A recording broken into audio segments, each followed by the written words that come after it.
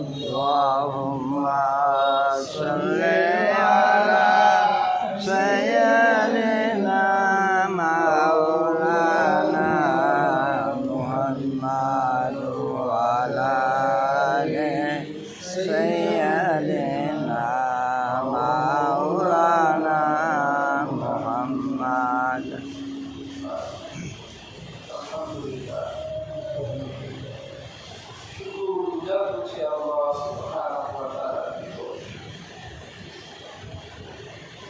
যে মহান আল্লাহ রব্বুল ইজ্জত ওয়াল জালাল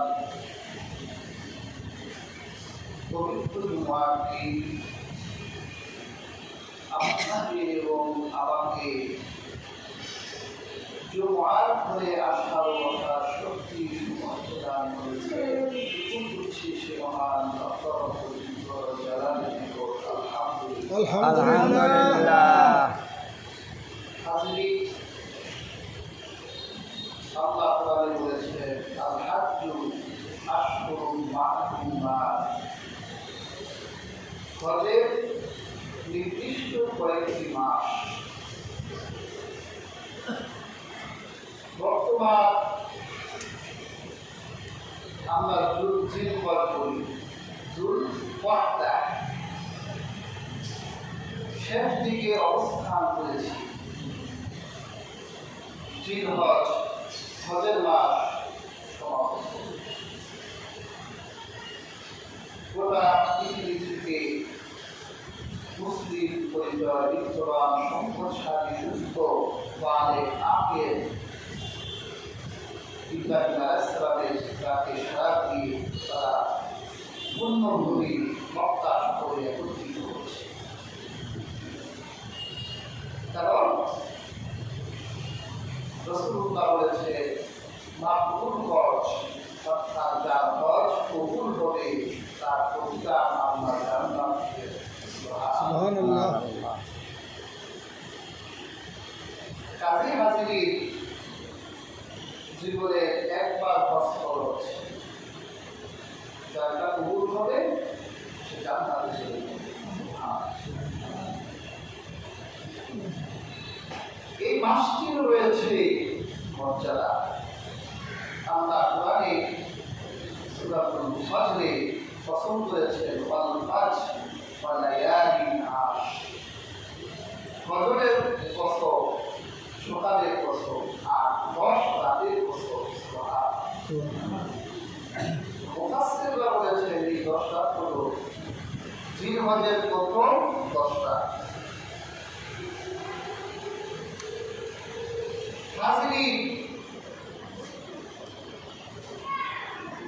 সম্ভবত 18 তারিখে যদি চাঁদ উদিত হয় তাহলে এই জিলহজে প্রথম থেকে 9 দিন পর্যন্ত যে রোজা রাখা হয়, এই রোজা ফজিলত হাদিসে বর্ণনা করা হয়েছে। কেউ যদি 9টা রোজা রাখে তাহলে এই 9টি রোজা মধ্যে আল্লাহ সুবহানাহু ওয়া তাআলার ফজিলত দিয়েছে। এই সময়ে ইবাদতের মূল্য আল্লাহর কাছে সবচেয়ে বেশি। সুবহানাল্লাহ। বিশেষ করে আরাফার দিন রাসূলুল্লাহ বলেছেন যে ব্যক্তি আরাফার রোজা রাখে আল্লাহ সুবহানাহু ওয়া তাআলা তার সামনের 1 বছর পেছনের 1 বছরের গুনাহ মাফ করে দেন। সুবহানাল্লাহ। কারণ সে আরাফার দিন আসে।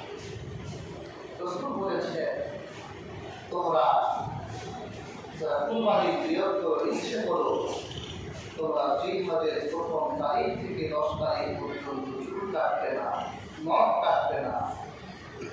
তোমাদের চুলগুলো বড় হবে, নখগুলো বড় হবে, হতে লাভ। আল্লাহ সুবহানাহু ওয়া তাআলা আমাদের মাফ করুন। সুবহানাল্লাহ। কাজী হাজিরি এই 10 দিন যারা কুরবানি করবে সেটা করবে না, তারাও যদি চুল না কাটে, নখ না কাটে তাহলে তারাও সেই হাজিদের সাদা পোশাকের মতোই আল্লাহর কাছে করবে। কাজী হাজিরি এই জিলহজে এই 10 দিনের মর্যাদা আল্লাহর কাছে অনেক। ইবাদত বাড়াতে হবে।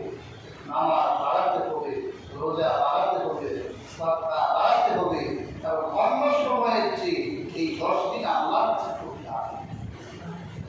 আল্লাহ আরাফাতের দিন আকাশের কাছে চলে আসে। রাসূলুল্লাহ বলেছেন, আল্লাহ আরাফাত দিন যত মানুষকে জাহান্নাম থেকে মুক্তি দেয়, আর কোনদিন আল্লাহ এত মানুষকে জাহান্নাম থেকে মুক্তি দেয় না। সুবহানাল্লাহ। হাজিদের এই মাঠে সূর্যাস্তের আগে উপস্থিত হতেই হবে, কারণ ফজর ফরজ। কেউ যদি উপস্থিত না হয় তারপর হবে না। হাজির এই আরাফাতের এই মাঠ কেমন হবে? এই মাঠের নাম আরাফাতের মাঠ হয়েছে। আরাফাত অত্যন্ত পরিচিত হওয়ার জায়গা। আল্লাহ আমাদের বাড়ি কিন্তু জান্নাতে ছিল। আমাদের বাড়ি কোথায়? জান্নাতে। আমরা জান্নাতের মানুষ ছিলাম। আল্লাহ পাক আমাদের দুনিয়ায় পাঠালেন। আমাদের লক্ষ্য হবে আমাদের বাড়িতে যেতে হবে, জান্নাতে আমাদের যে বাড়ি আছে বাড়ি আমাদের যেতে হবে। হযরত আদমকে আল্লাহ দুনিয়ায় পাঠিয়ে দিলেন, তার স্ত্রীকে আল্লাহ দুনিয়ায় পাঠিয়ে দিলেন, হাওয়াকে, আমাদের মা। আল্লাহ এই পৃথিবীর সবচেয়ে বেশি সুন্দরী বানিয়েছিলেন মা হাওয়াকে, কারণ তার জন্ম হয়েছে বেহেশতের ভিতর। আদম আলাইহিস সালাম তো একা বেহেশতে ছিলেন, একা থাকা যায়? কথা বলার একটা শাস্তি কোথায়? এখন থাকা যায়, একটা মোবাইল যদি সাথে থাকে তার কাউকে দরকার হয় না, মোবাইলে এখন তার করো না।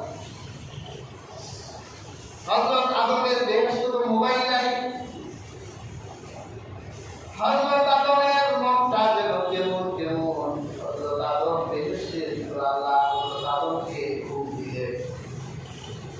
হাজিরিন, বেহেশতে কিন্তু ঘুম নাই, আল্লাহ আদমকে ঘুম দিলেন। হযরত আদম চোখ তুলে দেখেন তার পাশে নূরের পুতুলের মতো এক নারী ঘুমিয়ে আছে।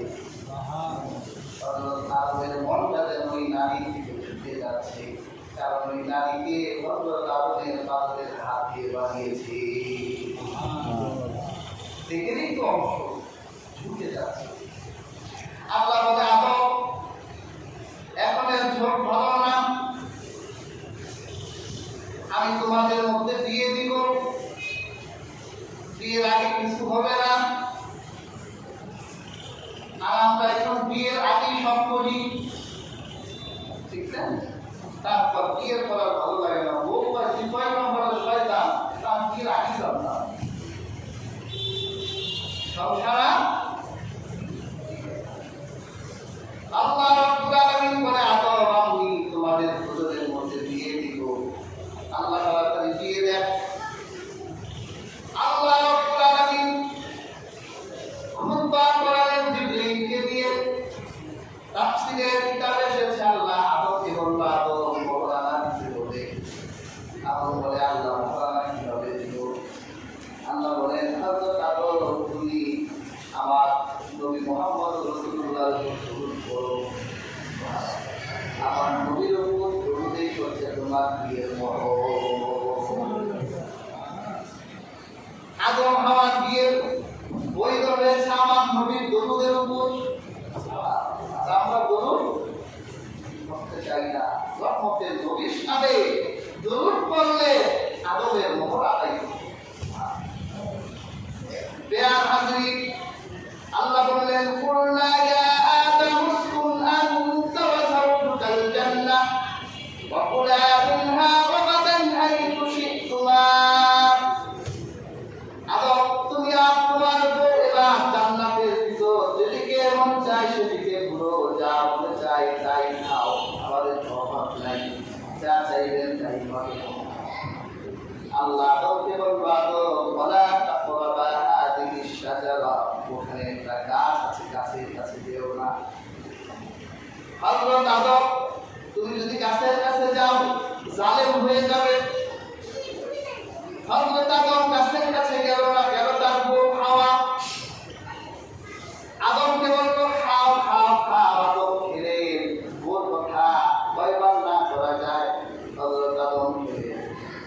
হলো আদম, তোমার তো পেটে চাপ দিয়েছে, জান্নাতের ভিতর তো ওয়াশরুম নাই, বাথরুম নাই, কি করা যায়? যাও তুমি তোমার বউ আর শয়তান সবগুলো দুনিয়ায় চলে যাও, যাও দুনিয়ায় যাও, আবার আমল করো, সন্তানদের আমল করাও, জান্নাতের বাড়িতে আবার তোমাদের বেয়ার হাজিরিন, ইতিহাস সাক্ষী দেয় হযরত আদমকে আল্লাহ ভারতে পাঠিয়েছিলেন। আল্লাহ জান্নাত থেকে জিবরীলকে দিয়ে ভারতে পাঠিয়ে দিলেন, আদম তুমি ভারতে যাও। অনেকের মতে শ্রীলঙ্কায় পাঠালেন, যেখানে আদম পাহাড় আছে, ওই অ্যাডামকে আল্লাহ তাআলা পাঠালেন। অনেক ইতিহাসবিদদের মতে সেই অ্যাডাম পাহাড়ে এখনো পর্যন্ত হযরত আদমের পায়ের ছাপ আছে। শ্রীলঙ্কার ভক্তরা পায়ের পূজা করে। আর আমার মা হাওয়াকে পাঠালেন জেদ্দায়। এখন আরবের ওই জায়গার নাম কি? জেদ্দা। জেদ্দা মানে দাদি, আমাদের মা আমাদের দাদি। বেয়ার হাজিরিন, আদম বউকে খুঁজে, বউ আদমকে খুঁজে, তাম পৃথিবীতে কোনো মানুষ তখন নাই, পৃথিবীতে প্রথম মানুষ নামলো। একজন আরেকজনের সন্ধান করতে লাগলেন। হযরত আদম কান্না করতে লাগলেন, আল্লাহ আমি তো আপনার কথা শুনলাম না, আমি তো বল খেলাম। হযরত হাওয়া আল্লাহর কাছে ক্ষমা চাইতে লাগলেন। 350 বছর পর দুইজন যে জায়গায় দেখা হলো, পথ চলতে চলতে রাত দিন পরিশ্রম করতে করতে দুইজন যেখানে মিলিত করে, আজকে সৌদি আরবের এই যে আরাফাতের মাঠ, এই মাঠ আরাফাত মিলনের জায়গা, পরিচয়ের জায়গা। আমাদের বাবা হযরত আদম এই মাঠে যখন এলেন, জেদ্দা থেকে আমাদের মা হাওয়া আদমকে খুঁজতে খুঁজতে এই মাঠে এসে দুজনের সঙ্গে 350 বছর পর দেখা হলো। কত বছর? 350 বছর পর দেখা হলো দুজনের। পরিচয়ের জায়গা হলো। আল্লাহ বলেন, আমি এই জায়গাকে আরাফাতের মাঠেই রেখে দিলাম। পৃথিবীর সমস্ত হাজিরা হস্তস্পর্শে এলে তাদের গোটা পৃথিবীর সব মুসলমানকে এখানে পরিচিত করবে। এই আরাফাতের মাঠে হাজিদের সূর্য অস্তের আগে 9 তারিখে সূর্য অস্তের আগে তাদের এখানে থাকতে হবে। সবাই যখন এখানে হাজির হয়ে যায়, হাজিরা দেখবেন একটা আরবি খুতবা দেয়, যে খুতবা সারা পৃথিবীতে দেখানো হয়। গোটা পৃথিবীর হাজিদেরকে এখানে খুতবা দেওয়া হয়, তাকওয়ার কথা বলা হয়, পরস্পর মিলনের কথা